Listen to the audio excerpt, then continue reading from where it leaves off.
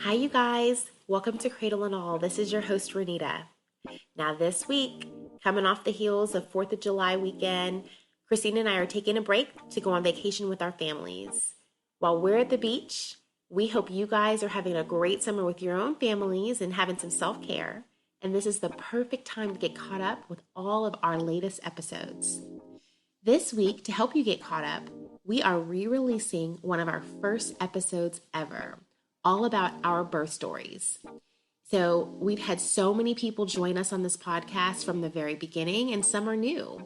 We want to make sure that you've heard all the great content that we provided, and we love this birth story episode because it talks about what it was like for us to give birth to our littles. We know everyone's experiences can be so different, and so it can be nice to hear about other people's experiences. We also would be interested to hear about what experiences you may have. If you're interested in letting us know about your birth experience, your parenting experience, or have ideas about things you'd love to join us and discuss on the podcast, let us know. Send us an email at our email, thecradleandall@gmail.com. Write a review, or send us a DM at our Instagram page at thecradleandall. Hopefully you guys are having some good relaxation this week, and we can't wait to catch up with you on the next episode. Enjoy.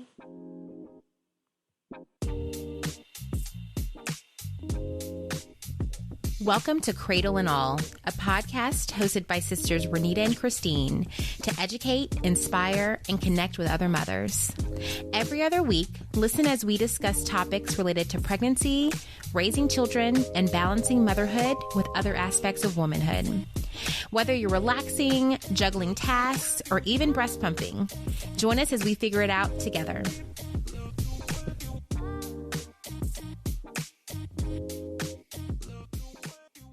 Hello, everybody. Welcome back to Cradle and All. Welcome, you guys.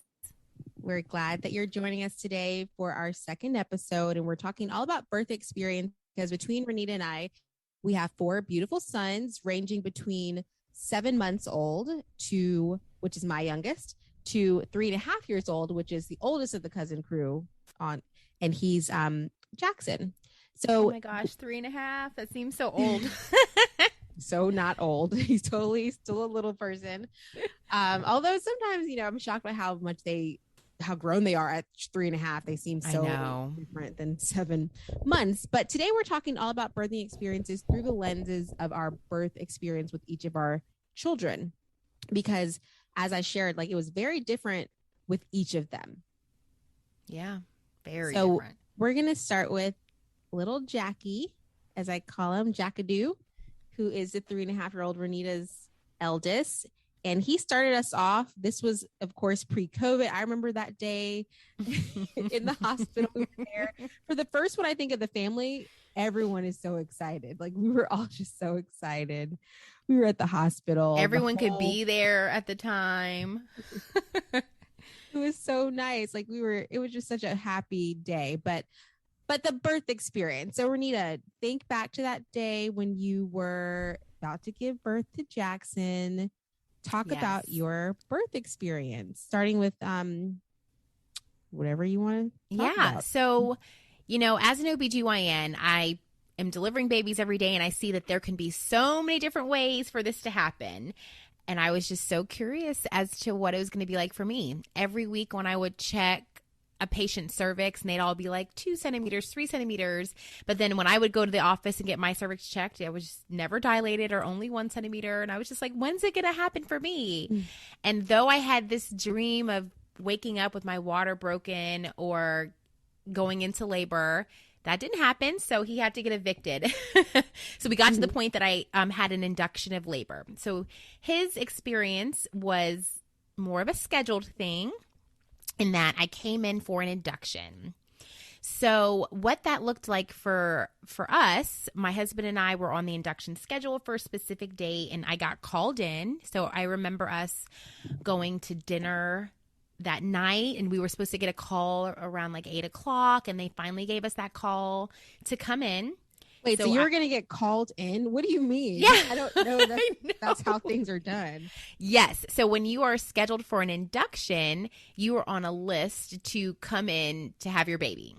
And so they have a list of who is supposed to be coming in, and that list has a list of priorities based on if there's a medical reason or what have you.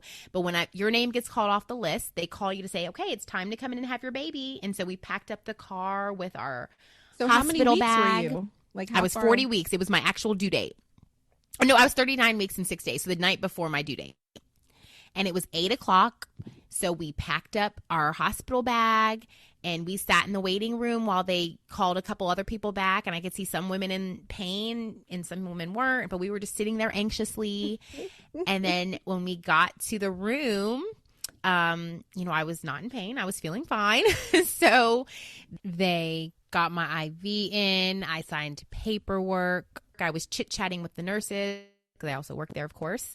And my induction started. So the way my induction started, which can be different for everybody, it started off with the medicine that was used overnight. So I had this medicine called Cytotec, which is a pill that I took to help me get a little bit more dilated, and a little balloon catheter placed in the vagina.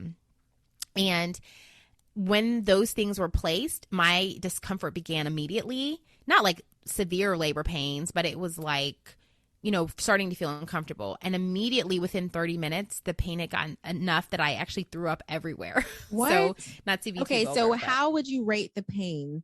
Like, did it feel like cramps? Like, it felt like a lot of pressure and cramps just because of that little balloon thing that was used. It felt like something was literally laying on my bladder. But then it turned into like, now knowing what labor feels like, it turned into like milder labor cramps. So I got. So why did they? Sorry. Yeah, I'm very curious. Why did they put the balloon in there? What is that supposed to do? Yeah. So I started off at 1 centimeter. So the balloon is just another mechanism to get you a few centimeters dilated. So it kind of acts like the baby's head and sits on the top of the cervix. And then it's used to dilate the cervix to manually to about, it got me to 4 centimeters, and it worked overnight, while I also took a pill called Cytotec that through medicine helped to get me a couple centimeters more dilated and effaced. Now, effacement is the thinning of the cervix, and dilation is how wide the cervix gets. So the medicine and the balloon both work together to get me a little bit more ready for the active labor contractions to start. Oh, wow. Okay. And so that just happened overnight. It's mimicking what your body may naturally do if exactly you're going in labor on your own. Exactly. So this all was happening overnight, like between 8 p.m. and like 8 a.m. that morning. And so I really slept overnight while this is happening. Now, for a woman who goes into labor on her own, this process that took me 12 hours can sometimes take weeks before, you go in labor. So oftentimes when a woman shows up in labor, they have already had this cervical ripening or this softening and slight dilation happening. So they just take the induction process and squeeze all this into a shorter time frame. So that's what they were doing with me. Wow. Okay. So you guys were there overnight. I remember because you wanted him to come on a certain day. So you basically scheduled it. You guys got in there, you got the call, but you already had known that you were going in that day. Yes. You had it predetermined. Exactly. So when I knew that I was going to be induced, I picked a day on the schedule. He was born March 29th, and I didn't want to pick April 1st. So I was like, let's pick this day. So that's kind of how I knew I was going to be called in that night for his birthday to be on the next day after midnight on the 29th. Wow. So then once you guys are in there, you're going through the process. Tell us like what happened that morning. So you said overnight it started to get more intense, but yeah. So that morning my partner came in. She's the one who delivered me. But she came in, she took that catheter out, and my cervix was about 4 centimeters. And so I ate some breakfast, and then we started the medicine Pitocin through my IV. Pitocin is a medicine that acts like oxytocin, which your body releases to bring on labor contractions. And so I started getting that through the IV, and that brought on active labor contractions. So this is when my pain was starting to get really intense, like those real labor pains. Mm-hmm. At this point, you and mom and everybody came. Yeah. Oh, my God. My husband, Bryson, he texted everyone and said, she's 4 centimeters. Somehow y'all took that to mean I was about to have the baby, which I was not. And you guys showed up at like 8 something in the morning. Well, we didn't know what to expect. Again, this was the first one, and we were all very excited. So we got there first. I literally took off work. Got there first thing in the morning. And my boyfriend, who's now my husband, he even came. Everyone was there. It was was a party. We were all there just sitting down watching her as we were watching TV. And I remember I kept thinking, like, I wonder how bad it feels. Because I remember you just kind of were like breathing. And I was like, we were just watching TV talking. And then you would like have moments of like discomfort, I guess, which were cramps or not cramps. No, it was labor pains. Not cramps. Walking through them. I was just breathing and trying to be calm. But yeah, this is when a pain got intense. Also part of the induction, my partner / doctor, she broke my water at one point. And I swear, once that water broke, that's when it became like intense. That's when I was like, okay, I need an epidural. I'm ready for an epidural. This pain is too much. And honestly, when I was getting my epidural, it was so painful that I don't even remember that Bryson was there. He was like, yeah, you were squeezing my hand. And I'm like, squeezing my hand? Yeah, Lord. I remember that because I remember his reaction was kind of funny. So ultimately, you know, everything, though it started off scheduled, my induction process did go unplanned because from the minute my induction started, I was having back-to-back contractions that couldn't be slowed down, and my son did not tolerate labor well. And so my Pitocin had to be turned off a few times, and his heart rate was dropping several times, and I ultimately ended up with a C-section in an emergency because his heart rate could not be brought back up. Yeah, and luckily he's doing fine and he's okay, but it was really scary. Yeah, I remember they kept moving you around. They kept moving you from side and trying to get his heart rate up. Mm-hmm. Yeah, and giving me oxygen. And it was really scary. And I understood what was happening as a doctor, but when you're going through it, it's really frightening and knowing like, oh my goodness, I hope everything's okay. I was just trying to meditate in my head and be calm. And so when we got to the C-section, it was truly an emergency C-section. When they got him out, he was blue and floppy, and they had to resuscitate him a little bit. Bryson was like whispering in my ear, is he okay? Is he okay? I hope he's okay. And he was okay. But, you know, it was really frightening, and the team did amazing, and he is just fine. It was unexpected, but it's how we ushered him into the world. Yep. It was memorable. I remember like right when he was about to come in to the world. At this point, it was like evening. It was like 9 o'clock, wasn't it? So you had been there since the night 25 before. hours. So at this point, we were still there. My family and I were still at the hospital. But then my mom and my dad were like, okay, we need to go let the dog out because it's been all day. Nala has to use the bathroom. And it was also my dog. Storming. So the minute my parents, they had stayed there literally all day because they didn't want to miss a thing. I finally was like, please go take my dog out. Like Nala, she needs to be taken out. The minute they leave is when it was determined I need a C-section. So they are rushing back me before I leave for my C-section. My wonderful partner lets them drive into the doctor's parking lot, runs them to see me as I'm being rolled away. They get to say goodbye. It was quite dramatic. But it was. I'll never forget. You were asleep and me and Bryson were sitting in the room. At this point, my parents left. It was me, Bryson, her husband, and Renita, of course. And so then we hear the monitor start to like alert that the heart rate was dropping. And I was like, Bryson. And then next thing you know, we noticed it, but the next thing you know, the doctors come running in. They're like, we have to do a C-section. It was like all so dramatic and like kind of, it was very urgent. We were like, we noticed it. I remember like him and I locked eyes. We were like, oh. And the next thing you know, the doctors ran in. But like she said, Jackson's doing fine now. It was a very memorable birth story. Our very first little one in our family. Yeah, so our little first. Yeah. So let's talk about that for a little bit, because I also want to hear about your birth stories. But I know that can be frightening to people out there thinking like, oh my gosh, she had induction, then she ended up with a C-section, and then all these things happening.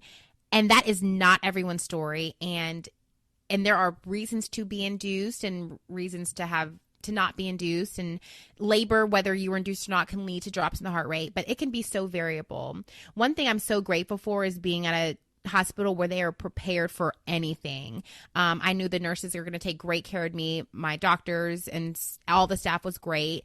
But in situations where it's an emergency, it can be so frightening when everyone's rushing in and like surrounding you and telling you to flip around to get oxygen.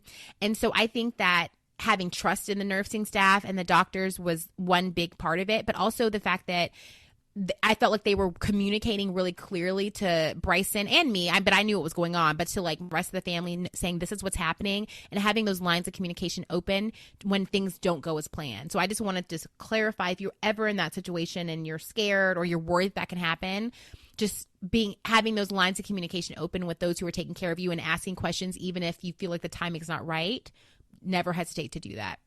Yeah, I agree, because it can be intimidating, especially if you're not a physician, if you aren't comfortable with that environment to just kind of go along. But I think that's the importance of having a physician that you trust in a hospital that you trust, so that you can have your questions answered, because you never know what's going to happen. As I'll share with Dallas, like my son, who was the next one in line to be ushered into the world. 6 months later.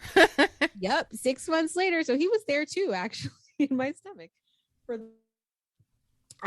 but my experience with him was also somewhat unexpected, because he was breech at the end. I had like low fluid in my pregnancy, and I forgot.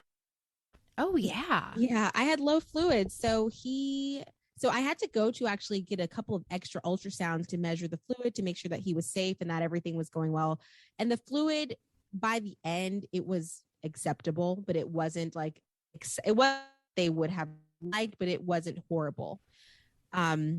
So, and I actually think because I was very active during the pregnancy. I don't know what the reason is, but I don't think it's related to you being active. I think it just was what it was. Okay. Well, yeah, it was what it was. Things happen. But with him, because of the low fluid, so maybe you can help me answer this. Like, he was breech, and I think the fluids being low didn't help that.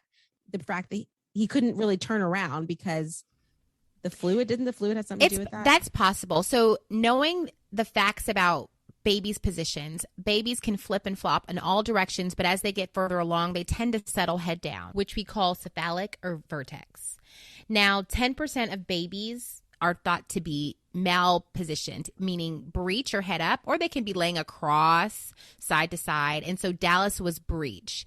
Most babies who are breech may flip as time goes on, but sometimes they don't. And when you have low fluid like Christine had, there's less of that to float around in. So he probably didn't flip because it probably was harder for him to flip because there was less fluid. Mm-hmm. And there may be other contributing factors that we just don't know about. But yeah. They talked about like my uterus size and shape could have been a factor. But anyway, he was breech. And so I started doing some home remedies. With Dallas, I actually wanted to have a very natural birth. I started reading hypnobirthing, which is this technique, meditation and mindfulness when you're in labor, to reduce pain based on the language that you use to describe labor, the thoughts that you have surrounding labor, and really to focus your energy on a positive birth. And so I read this book called Hypnobirthing in the anticipation that I would be able to use this practice when giving birth to him. And unfortunately, I could not do that because it was a scheduled C-section. So I think with this, and I'm not as memorable with numbers and dates, but it was about, I think, 2 weeks before he was supposed to be born October 17th. He was born on October 12th. So it was like a little over a week. It was 1 week, yeah. Yep, a week before his actual due date was when they had it scheduled for. And even up until the day before, I was still trying to do things to get him to flip. Like I was, some very silly things like headstands. I did not do a headstand, but like inversions. Thank God, that's not safe when you're pregnant. It was inversions, things I found online. It was like these, put your legs over your head type of thing. Taking a bath. They said a bath did not help. I took baths. Maybe that helped with my relaxation, but they said maybe he would flip in the water of your bathtub. So nothing worked. So then before you get onto that, so there may be a lot of thoughts about, trying some of the techniques you have, and there's not a lot of good evidence that those techniques will work. However, there is a procedure that is called an external cephalic version. Was thought not to be a candidate for, but that is something that can be an option where your doctor can push basically on your abdomen and rotate the baby to be head down. Now, it's beneficial to do it if you have more fluid, if the placenta is making if the placenta is at the back and not the front and factors like that. So Christine's low fluid made her not the best candidate, but that is something that can sometimes help. And we did talk about that, but like Renita said, I wasn't a good candidate. And I remember you telling me about this doctor in Atlanta who does vaginal births with breech babies. Yes, there are still a few who do that. It's not many doctors who do that anymore. Yeah, I was like, I want to try him because I was I really wanted a vaginal birth, but it totally was out of the question. So at that point, I just had to resign myself. As long as he comes into the world healthy, we'll be fine. And I kind of looked to the bright side of like, well, you know what? I get to schedule the date. We got to pick a date. We picked a Friday. We got to pick the day. I got to like think about my numerology. Like, oh, okay, I like the number 312 is good. Just like I picked my induction date. I didn't want April 1st and April Fool's baby. So we had a Friday. No offense to the April Fool's babies out there. No offense out there. But yeah, so Friday we got in and then we planned it around my husband's work schedule. He had just started a new job, so he really didn't have a lot of time off yet. So that was kind of nice. So we get there.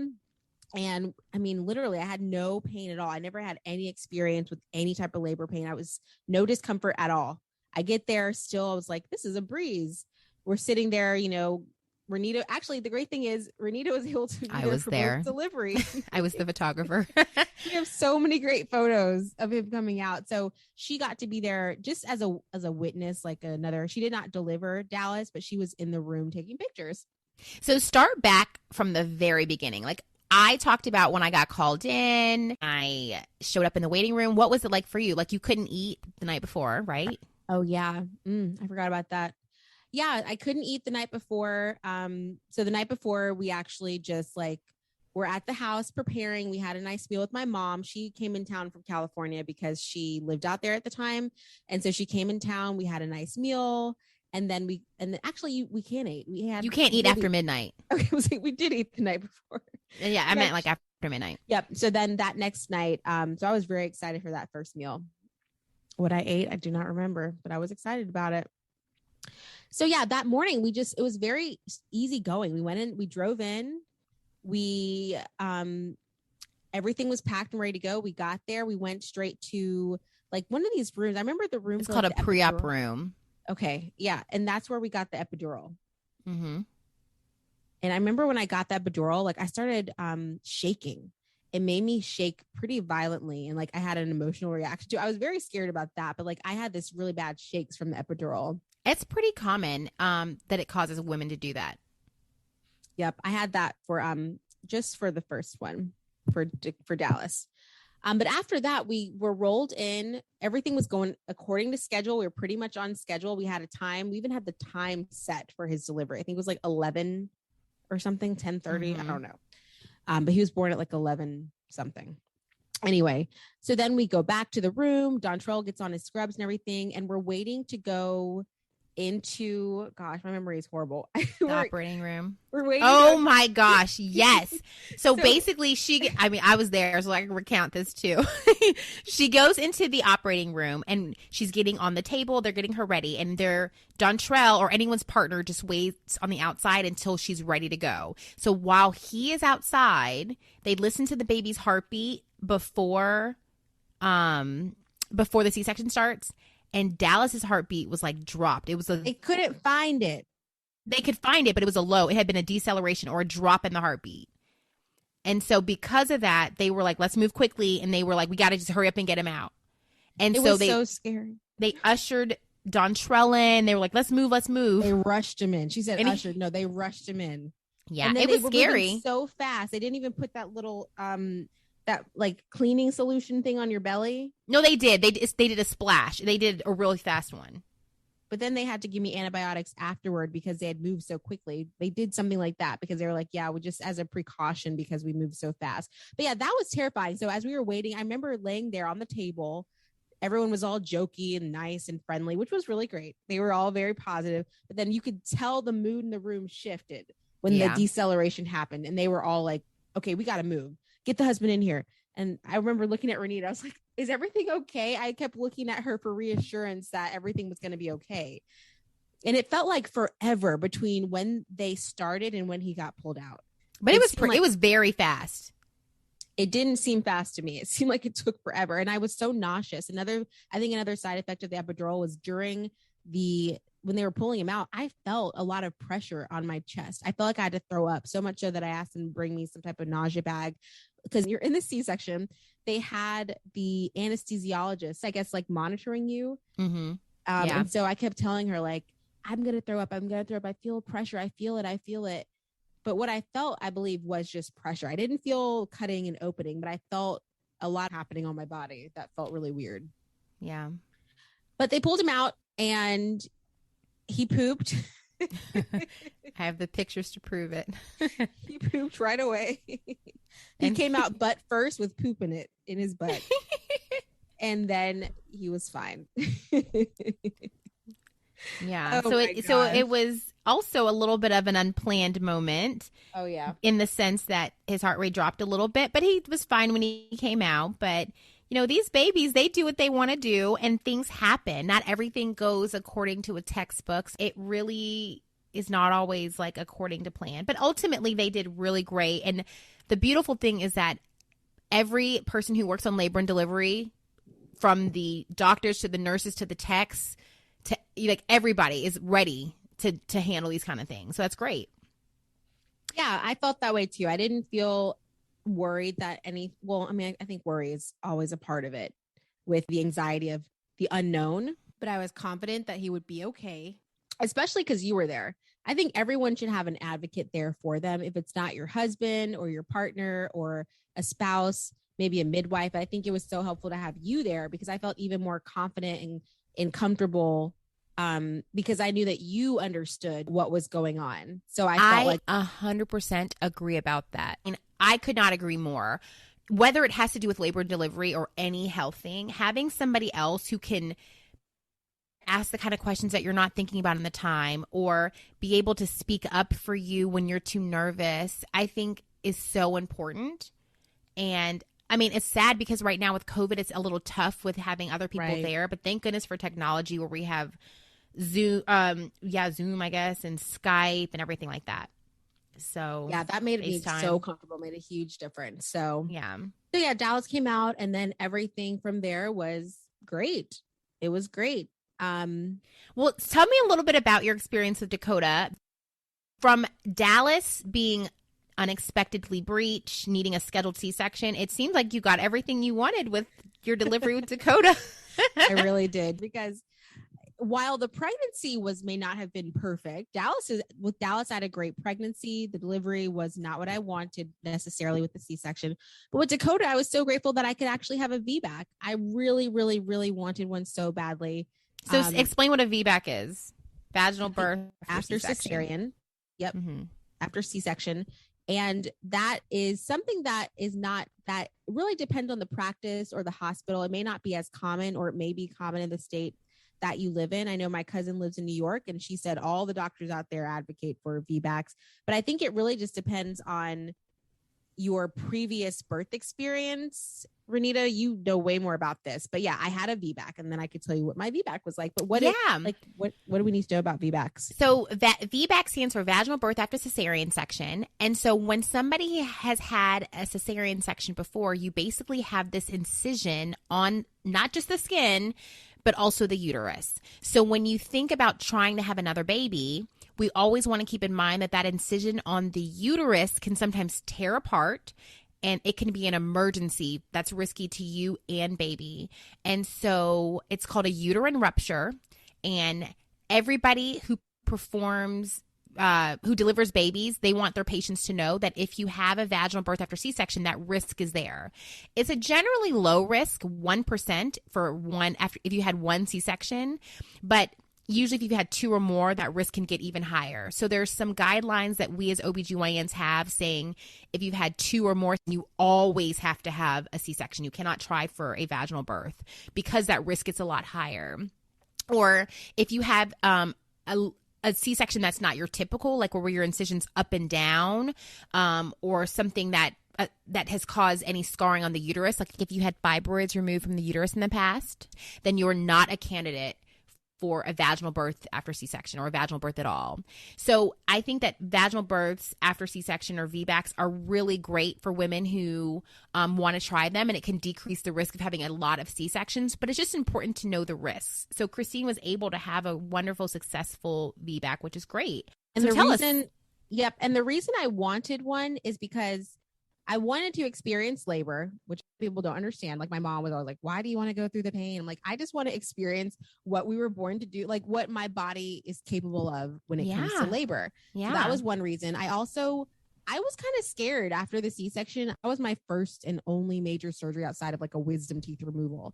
So I really did not like the surgery aspect of it. I don't like the healing, the medicine. And then also I just wanted to, I wanted that experience. That was my primary goal, was to have that experience. And so one thing, I was working with my doctor and I told everyone I met with from the beginning is like, I want a VBAC. I want a VBAC. And they all were very receptive. They knew what my desires were. And as we got closer, we had to still schedule a C-section date just in case I did not go into labor on my own, which I was so scared about. But that was something I was like, really like, had to schedule it. And Renita, you tell me the exact date. Yeah. So this is also another very important thing I want to talk about. So as Christine has mentioned before, she comes to my practice. Every practice may have different policies about vaginal birth after C-section. And part of it is knowing what is important to you and knowing what the policy of your practice is. In my practice, our policy is that you have to deliver by your due date. And if you don't deliver by then you'd have a C-section. And some of that goes into based on our access to the hospital, our review of the literature and risk of C-section and things like that. There may be some practices who do not allow for VBACs at all. And there may be some practices that allow for VBACs and allow you to go further than 40 weeks. So when you're making a decision about what you want for your birth plan and your type of delivery, it is important to ask these questions in advance. And if it's a practice that doesn't meet your goals, check out some other practices and see if there is a practice that may meet your goals. And so Christine was scheduled for a C-section on her due date. And if she had gotten to her due date and didn't deliver at that time, then she probably would have had a C-section then. Yes. And it was very close. About a week before my scheduled C-section, I did end up going into labor, thank God. And and I actually, again, just like with Dallas, I was preparing in advance. I was determined to have a vaginal delivery with Dakota. So what I was doing was, one, I was meditating, actually, some hypnobirthing again, but really practicing breathing techniques at night. I would put on like some YouTube channels and practice breathing and the positive affirmations, which was very calming and helped me like try to feel like I was I would be in control when I was in labor. Of course, I'd never experienced labor. I knew it would hurt. So tried to practice that hypnobirthing, those techniques. And then as it got closer, like about 38 weeks is when I started, maybe 37 is when I started the hypnobirthing meditation. But then about 38 weeks, I started doing some things to like spur labor because I felt like maybe I need to do something to make sure that happens so that I'm not going to have this C-section. So I would go walking every day, bouncing on the ball. I found some exercise I would do every day. I started drinking red leaf tea. So I started doing a lot of things. You know, I am advocates of taking your own health into your own hands if you would like to. I don't know, as a physician, Renita might have some other ideas, but I literally tried everything. And I do feel like those things helped.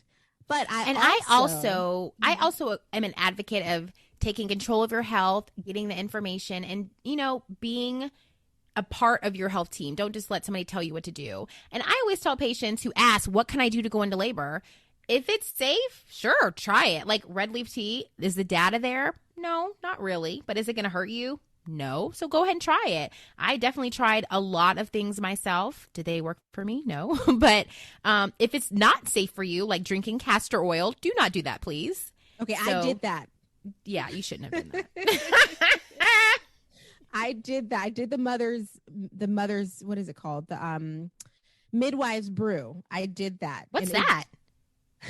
I've never heard of that. I'm sure a midwife did not come up with that. So the midwife's brew is a mixture of castor oil, some type of green tea, It's a whole recipe you can find online. And then you drink it within 20 minutes and then you see what happens. And actually, after I drank that, I did experience what I feel like was the beginning of labor. It took a couple of days and I only drank it once. Mm-hmm. And I, you know, of course I was looking on YouTube. I did my research on YouTube. I'm going to pretend I didn't hear that. So that's why I said I think it helped. Like I had cramps. Maybe it could have been like gas. Most likely. But it did do something. GI upset from drinking castor oil. It could have been. I think that so. Stuff is really gross. Oh my God, it's nasty. But okay, so I did that on the Monday. Tuesday, the cramps were so bad. I call them cramps. I think it was labor pains. It was labor pains overnight.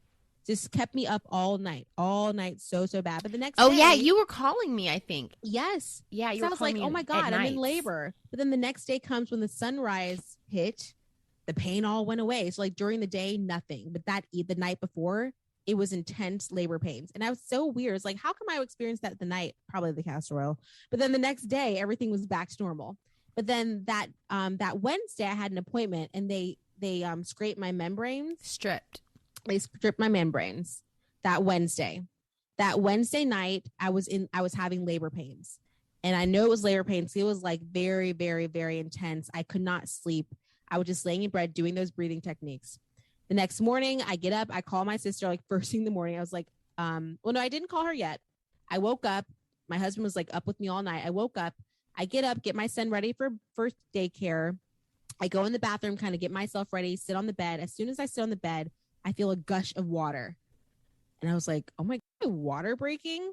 And I like feel down there. I was like, okay, that's a lot of liquid. And I was like, called my husband, Dontrell.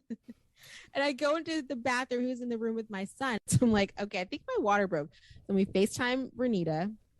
And I was like, okay, I think my water broke. And then she gave me directions like, okay, call the doctor, tell them water broke, and then wait, what did you tell me? I told you put on a pad to see if it keeps coming, because if your water breaks and it's going to just keep on coming and your pad's going to get soaked. But if it's not, if it's just like pee or discharge, then it's not going to keep coming. So I told you to do that first. Yep, and you did. And then you said, see if it keeps coming and then call me back. Yeah. And then you also said the pain may intensify. Mm-hmm. So if I feel those things, then I'll know I'm in labor. Yeah. And that happened. So then I called her back. I told her like, okay, it's been an hour. It's still coming. I'm in more pain. The pain really hadn't gotten too bad yet, but I was like, something's happening. And at that point, we made a plan to head to the hospital. So we head to the hospital, and as I'm in the car heading to the hospital, it really starts to intensify and the pad starts to get bloodied, actually. So I think that's the bloody show, right? Mm-hmm. Yeah. So it's starting to get bloody, and then the pain really, really picks up. Like I could not talk when I was experiencing those cramps, or I call them cramps. When I was experiencing the labor, like I could not talk. I just like can't say anything.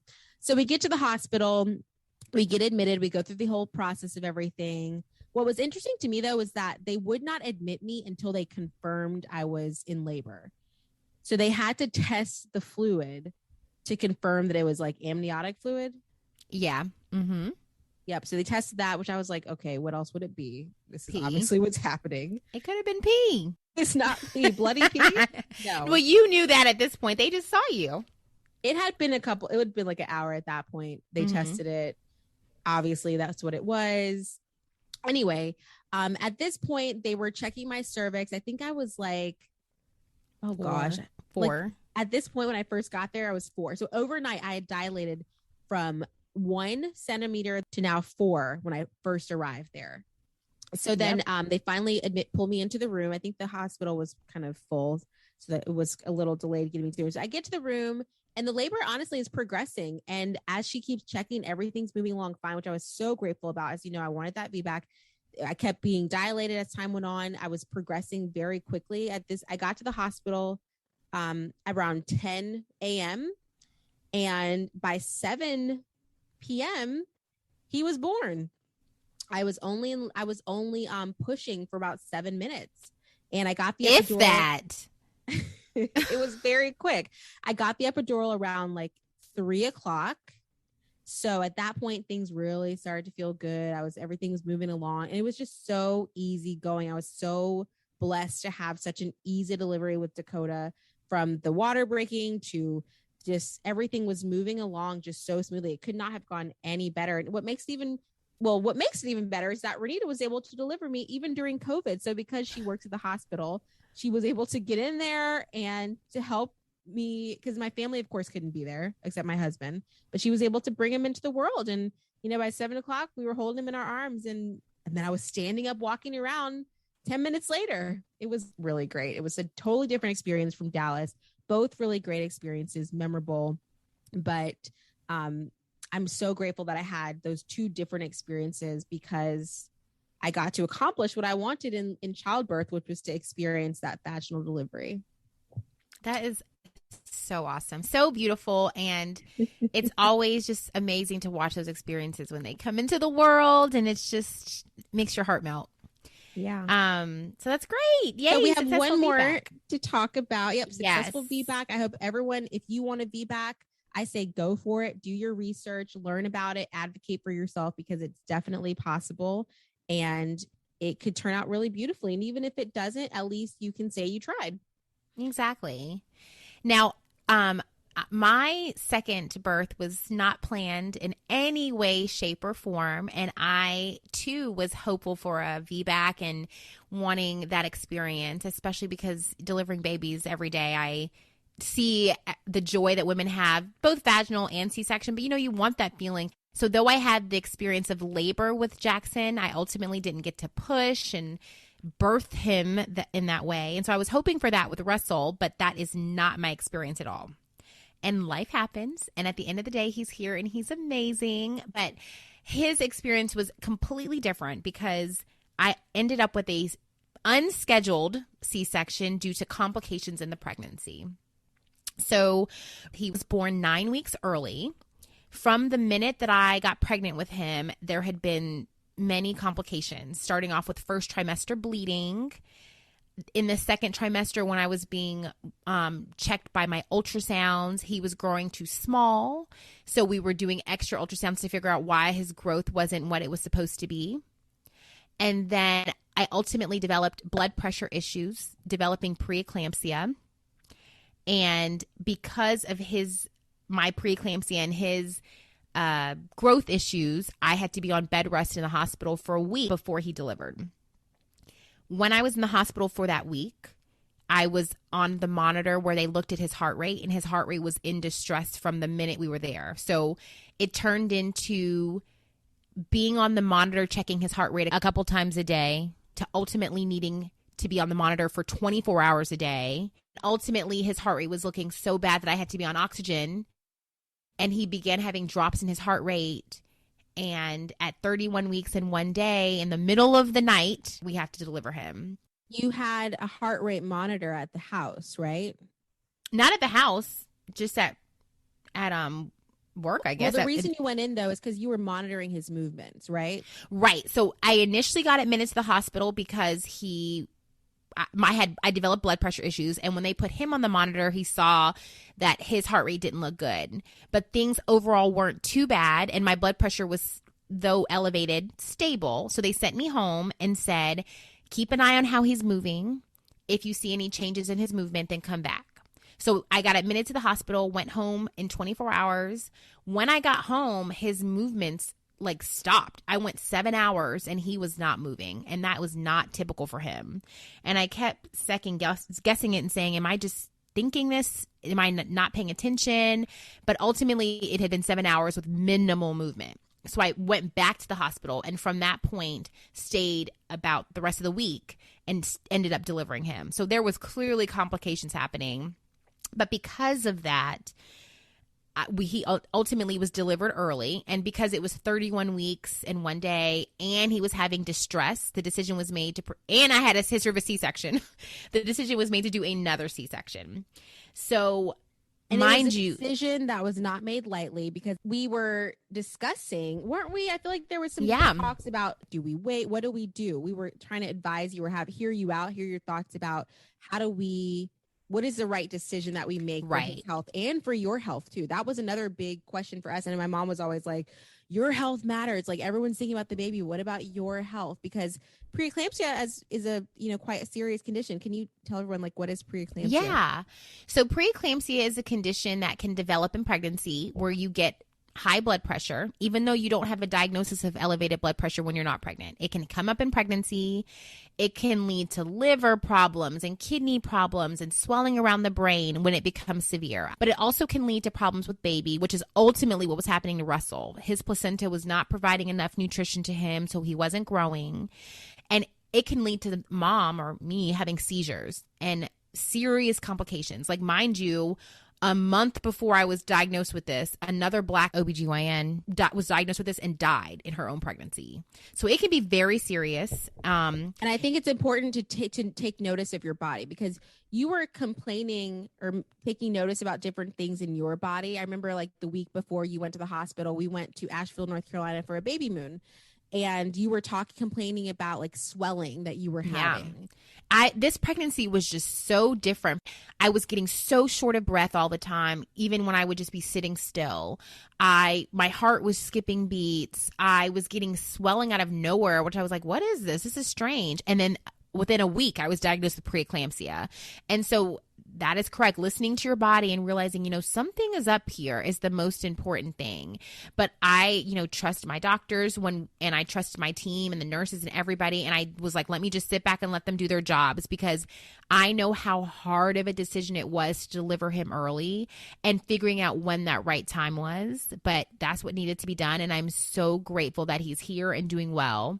And so because it got to the point that he was just continuing to not do well, my blood pressure was still not doing good. They said, let's go ahead. We've done everything we can to get him ready for delivery. Let's deliver. And so at 31 weeks and 1 day, on the most random day, I did not expect he was going to be born this day. It was 2 days before Thanksgiving. Here I am getting ready to go to a C-section. Mind you, I got admitted to the hospital the day I was supposed to take my maternity photos. I had not bought one thing for this child, not one. Thank goodness for hand-me-downs from my oldest. We had no clothes, diapers, all the things you do to prepare for a child, did not have. I didn't pack a hospital bag. My husband just ran to the house and put a bunch of things together.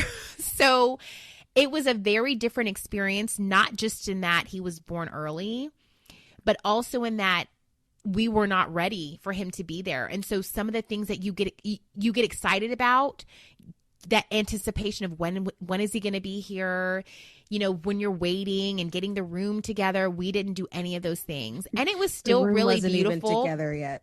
Oh my goodness. We didn't even know what the plan was going to be for his nursery. So it was very different. And so I remember telling Bryson, take pictures of everything. I don't want him to look back and be like, let me see the pictures of the day I was born and we didn't have anything. So we just began taking pictures and just getting excited, because we're like, this is going to be the day of his birth and we want to remember that this is it. And so we got back in that C-section, and I had been there before because we had a C-section before, but I remember thinking, this is it. I know that this is now C-section number 2.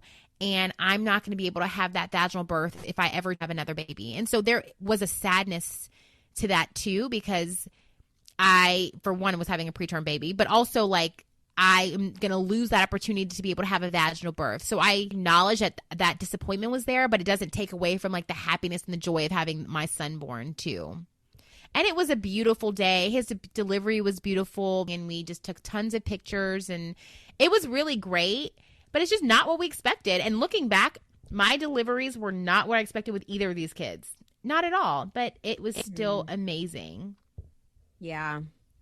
I feel like it's hard to even know what to expect with these deliveries, because you don't know what it will be like until you're there. Even with Dakota, when that delivery went so well, I could not have even had expected that. I didn't even expect that to happen. I hoped for it and I prayed for the best, but I didn't expect.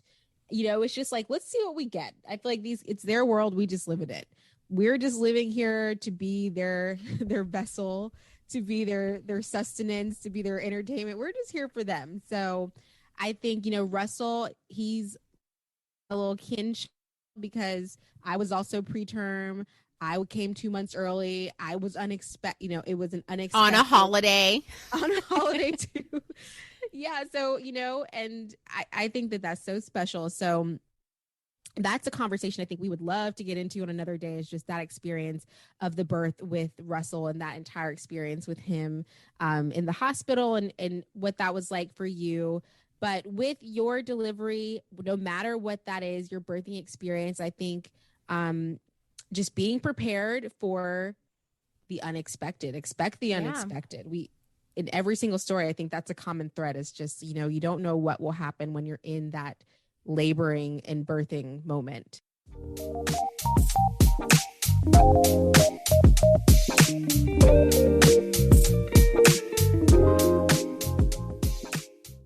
All right, we are back with Rapid Fire. This is the part of the podcast where we quickly answer questions relating to the topic that we're discussing today of our birth experience. So, ready for Rapid Fire, Renita? Oh, yes. All right, so first one, baby must-haves at the hospital. Anything that would make a memory. So a cute outfit or something that is from the time of birth. Yes, I agree. Baby outfit. I really like, actually, no, for me, it's a swaddle. I really don't like those hospital swaddles that they give. They're so rough. So I always bring my own swaddles. Yeah. Daddy must-haves at the hospital. A phone charger and extra pillow. I guess that's two things. Well, let's say partner. Maybe it's not a daddy, but it's a partner, somebody that's not delivering the baby.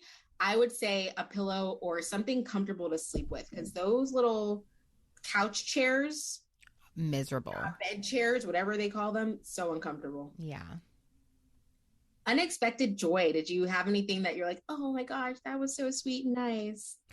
I think unexpected joy that I didn't think of was the time in the hospital where it's just the three of us. Like, you think about what delivery will be like and everything like that, but once the baby's there and the hours afterwards, those little moments, I didn't know what to expect. So that was an unexpected joy. Yeah, that's sweet. For me, it was certain nurses that were so sweet and thoughtful. There was one in particular that I will never forget for as long as I live. She was just so sweet, so kind, so thoughtful. And I didn't expect that. I just thought, kind of based on my experience, I really love when the nurses are just so sweet and kind, because you interact with a lot of staff. Mm-hmm. Mommy must-haves at the hospital. Slippers, because it's like you're away from home. You want to feel comfortable walking around that room. So I think slippers. That's a good one. I would say a robe. I learned after my second one, I'm like, okay, this bed can be kind of a robe, felt like I was wearing a blanket. Yeah. Mm-hmm. Most important or necessary thing? I think this, for me, is probably the nursing pillow, like either your boppy or my breast friend, because learning how to nurse in the beginning, you want to set yourself up for success in how you do it at home. So I feel like that is really important. For me, it was the scent diffuser. I love that thing so much. Like, the room smelled so good. Every time someone walked in, they were just smacked in the face with the smell of lavender, or peppermint. So that was a really clutch product to have. Yeah. Mm-hmm. Most useless thing to pack for the hospital? Anything that they have there, like pads and honestly, even some underwear and stuff like that. Anything that you can get from them. So take everything you can. Oh, yeah, that is a good one. Most useless thing? I agree. Yeah, what they have there. They have lots. So I second that. Things to take home with you from the hospital. Literally everything. So take the pads, take the pacifiers if you want them. Take all the things provide for you. I would say, I know you love this, that water jug they give you. Oh, yes. Oh, my God. You know what? Wait. Also, I would say that all the little things, the baby, like I still have his little wristband that he had on. Yes. I have one on the side from the door. Things like that are like, oh, this is from when you were in the hospital, that can show them when they're older. Little cute. Oh my gosh. One thing I took from Russ he was in the NICU, his little blood pressure cuff, which can literally fit around my pinky. And I'm like, going to show him one day, this is what they use for your blood pressure cuff. Wow. They gave it to me, by the way. I didn't steal it. Music or no music during delivery? This is actually interesting. I would say music. I didn't push, as we talked about today, but a lot of people don't have music in labor, and I think I would want that. I did not have music. I had it. I think I was too focused to even think about music. I think maybe that's where your partner comes in handy. So I don't think it's necessary. You know what? I did put it on when I finally got the epidural. I was like, oh yeah, music. So I put on my earbuds and I listened to my hypnobirthing. So that's good. It could be helpful if you are aware enough to put it on. It can set the tone. Just like the diffuser, it sets the feel of the room. Right. It does. And finally, family or no family in labor? Do you want them there with you? Want me there? Yes or no? No. No offense. It was a beautiful experience to have you guys there, but I also think it's also a beautiful experience to just have you and your immediate family. So it can be yes and no, but if I had to pick one, I'd say no. I would say yes, only because I didn't get that with Dakota. And also with Dallas, y'all weren't there either, really. That's true. Okay, I changed my mind. I would say there for the pushing, not for like the whole day of this experience, but like when it comes to pushing, I would want you guys there. I want you guys each to hold a leg. Mom and sister, that is. The laboring, okay, yeah, it was nice to have you there.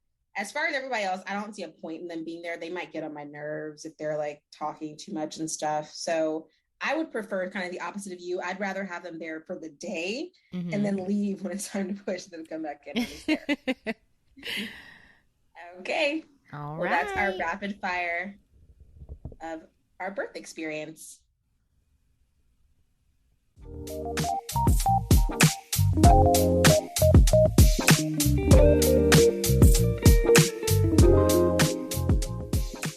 Now, one thing I always know is that birth never goes as planned, but you hear all the time about birth plans.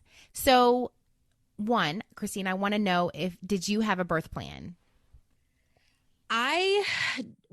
What is a birth plan? Can you just start by telling us that?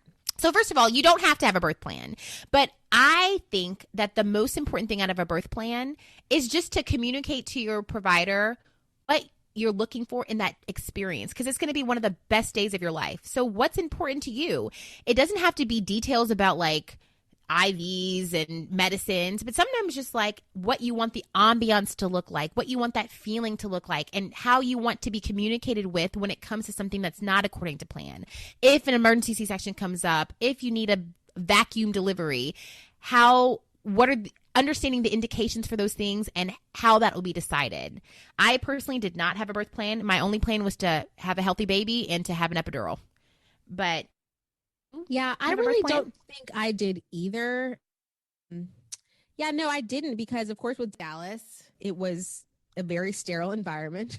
There was not much there. And with Dakota, I was just focused on myself more so, like me and the baby. I didn't have any wishes that I communicated. So I did not have a plan. However, I did have certain things in the room and certain things for myself that I had once they arrived. Yeah. Well, we hoped you enjoyed hearing a little bit about our birth stories and seeing that the labor and delivery experience can be different but beautiful for everyone, even if it's not what you expect. Don't forget to subscribe to our podcast so you don't miss a thing, and leave us a review. You can also follow us on Instagram @thecradleandall or email us at thecradleandall@gmail.com.